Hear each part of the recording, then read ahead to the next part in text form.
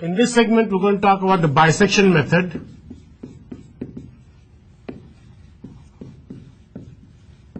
And we're going to talk about the algorithm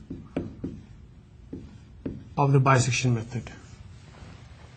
So let's go and see that how we have to run the bisection method. What are the steps in the bisection method? Again, what we are doing is that we are trying to find the root of the equation f of x equal to 0.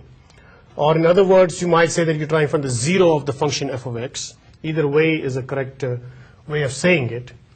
And what we already said that, hey, it is based on the theorem that if I have the point xl here and point xu, that if the function f of x is a continuous function between xl and xu, and the function is changing sign, like here it's negative, here it's positive, then there is at least one root between xl and xu. So the first step which you will have in the bisection method algorithm will be to choose xl and xu as the initial guesses. But you got to understand that you cannot choose any 2 points as initial guesses. This has to be true, such that the value of the function at xl and the value of the function xu is opposite of each other, which means that it's changing sign, is less than 0. You have to bracket the root. So this is what's called bracketing the root. You have to bracket the root, because if you don't bracket the root, then you are not following the bisection method.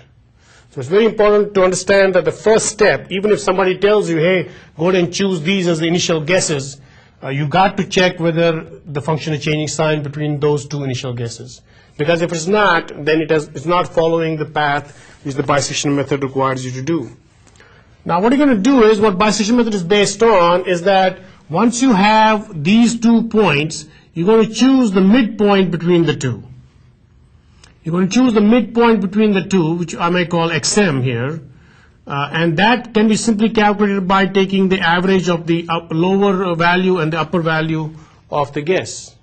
So what you're going to do is you're going to take the average of the two, so it'll be xl plus xu divided by 2. And what you are doing now by doing this is that you are trying to reduce the interval in which your guesses are existing. See, before here, when you look back at this figure here, you had your guess going from xl to xu. So this was the width of the interval. Now the width of the interval is going to be only half of this, because what you're going to do is you're going to again check whether the value of the function at xm is it negative or positive. Or, and later on be seeing that between what interval is it changing sign. Is it changing sign right here? No. Is it changing sign right here? It is. So what's going to happen is that your interval is now going to become this, because it is that interval where the function is changing sign. So the other half, which is you can forget about that. So what you are seeing here is that you can see clearly how bisection method is going to work. You start with an interval which is this long, going from here to here. You start an interval which is going from here to here, and then you are having that interval by again applying the same principle that, hey, is it changing the function between the lower limit and the midpoint, or between the midpoint and the upper limit? And depending on in which interval it is changing sign, you're going to choose the new interval. So you're going to find the midpoint here, and then what that means is that you're going to find f of xl times f of xm. So that's the lower limit, the value function, the value of the function at the midpoint, and you're going to see whether it is less than 0, greater than 0, or equal to 0, because those are the 3 possibilities which you're going to have.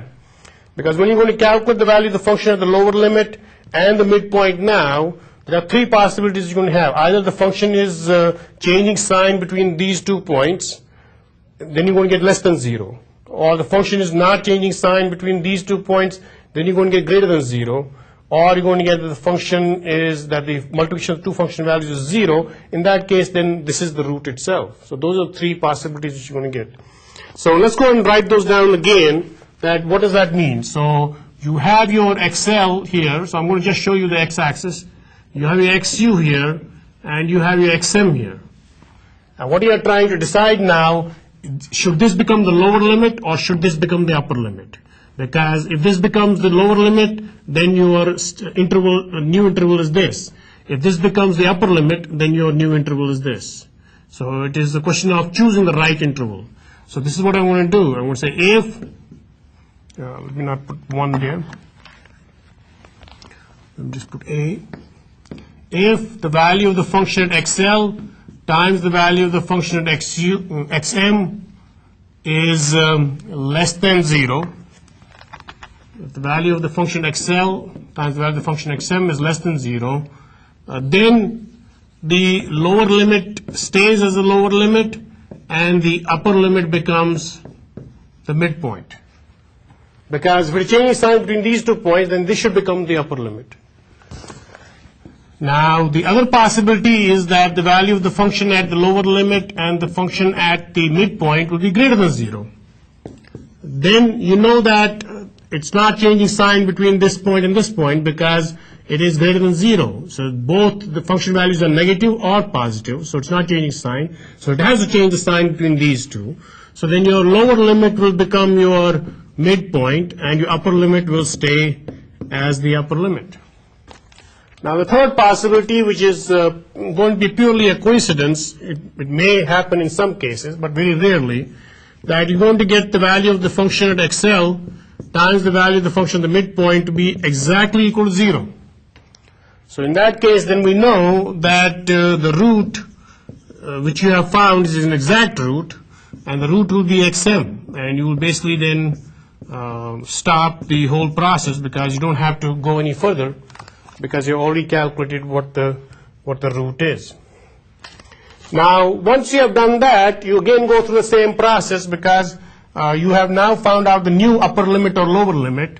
You are going to go through the same process. You're going to find your midpoint, which will be xl plus xu divided by 2.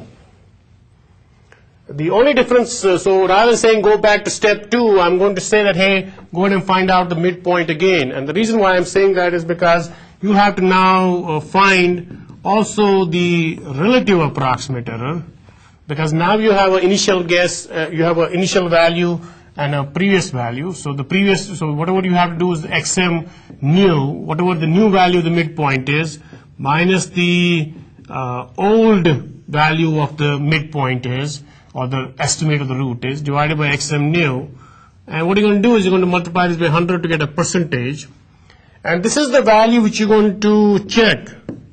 Check if this absolute relative approximate which you just got is less than your pre-specified tolerance.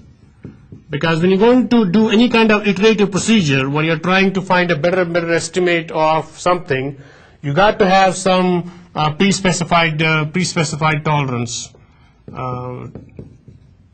so as to be able to figure out when the whole algorithm should stop. So once you have done that, you're going to go back to step 3. And step 3 is basically again finding out the values of the function at the lower limit and midpoint and trying to see that whether in which interval is it changing the function. Now, if you go back to step 3, you might think that, hey, it's going in kind of infinite loop. No, it's not going to go in infinite loop because you're always going to check whether your absolute relative approximate is less than the pre-specified, less than or equal to the pre-specified tolerance. That's how you're going to stop the program. But if it never meets that pre-specified tolerance because either it is so small or it's taking a long time, you might be able to restrict the number of iterations you're going to conduct to be able to keep track of that. And that's the algorithm of the bisection method. And we'll take an example to show you how this algorithm works.